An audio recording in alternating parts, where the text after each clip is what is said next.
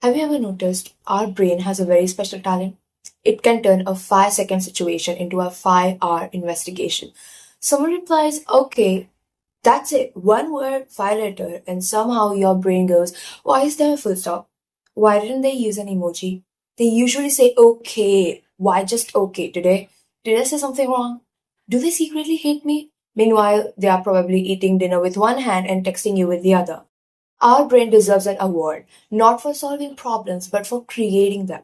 And the funny thing is, we don't just overthink text, we overthink absolutely everything. Your teacher says, can you stay back after class for a minute? A minute? No problem. I've already imagined my parents getting a phone call. I've imagined failing the subject. I've imagined repeating the entire year. Turns out she just wanted to ask you where you bought your notebook. Or your manager messages, can we talk tomorrow? Tomorrow? No, let's talk now. Because in the last 30 seconds, I've already lost my job, packed my desk, updated my resume, applied to 12 companies, and somehow ended up living under a bridge. All before they have sent the second message. Or this one.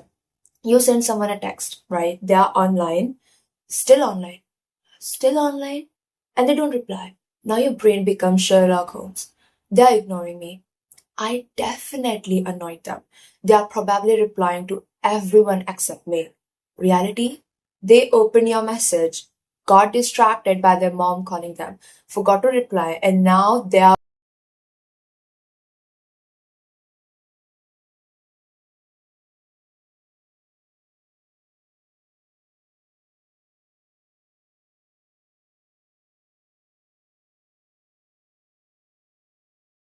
Congratulations! You just fought with someone in your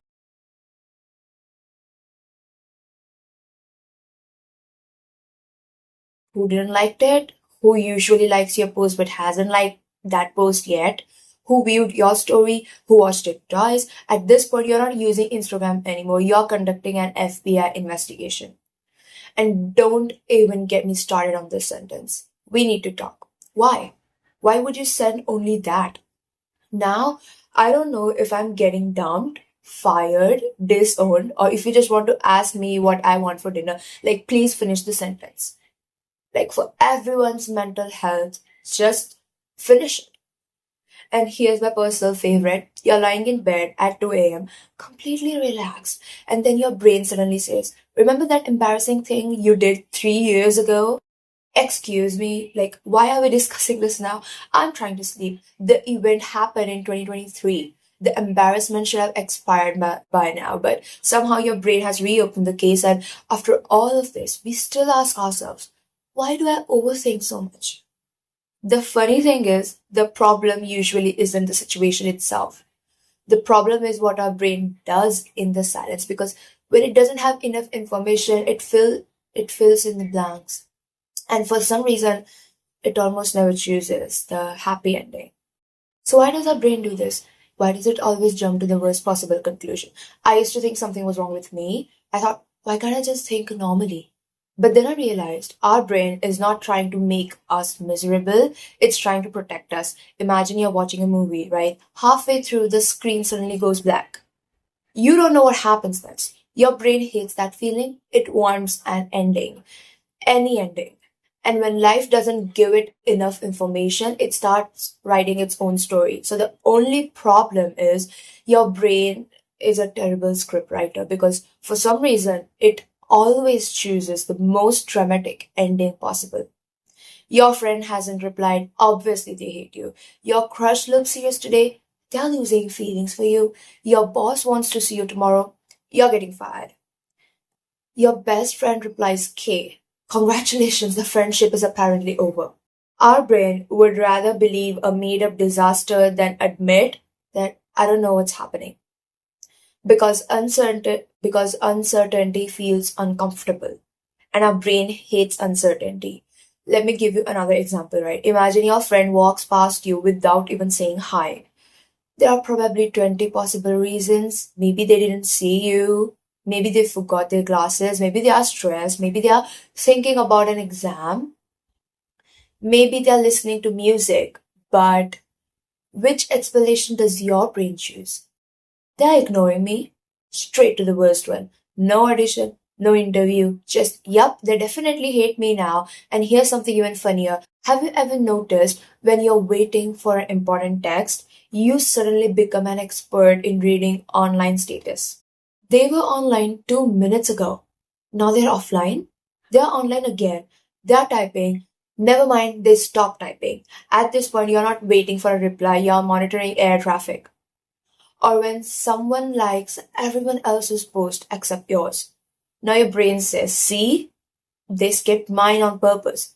Reality, Instagram probably didn't even show them your post. Or they were scrolling while they were half asleep. Or their phone died. But no, your brain has already submitted a 12-page report explaining why they secretly dislike you. And then something happens that makes overthinking even worse.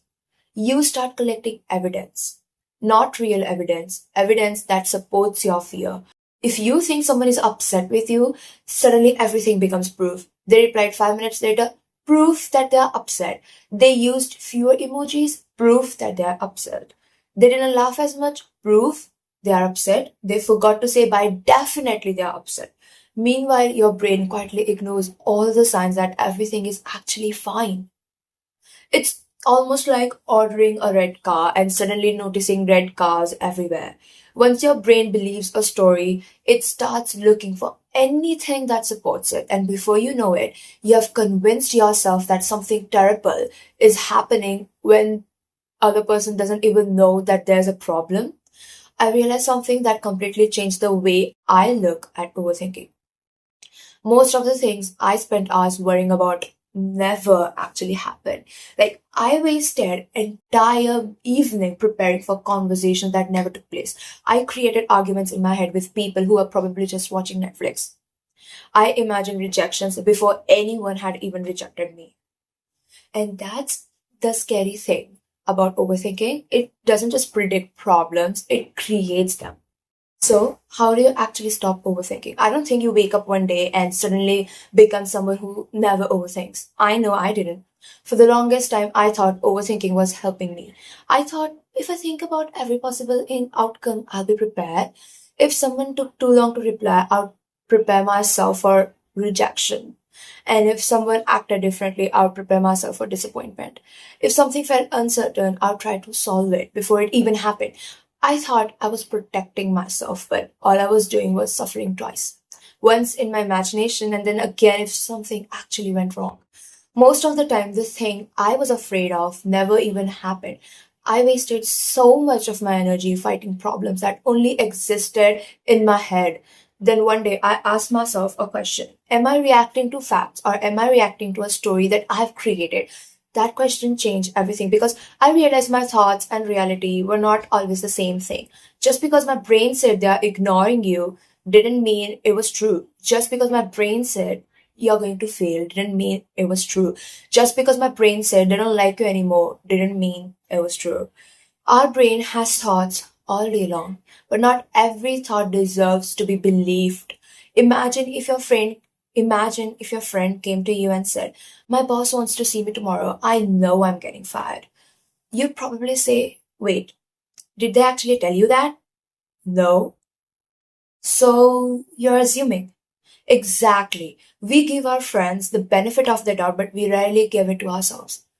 Another thing that helped me was realizing that uncertainty isn't the enemy. It's part of life. I mean, think about it. You don't know who you'll meet next year. You don't know what opportunities are waiting for you. You don't know what your life will look like 5 years from now. And somehow, that's also what makes life exciting.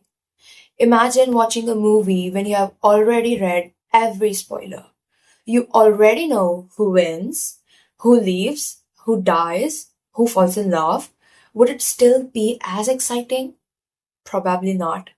Life is the same. We keep trying to skip to the ending instead of actually living the story. And here's something I still remind myself.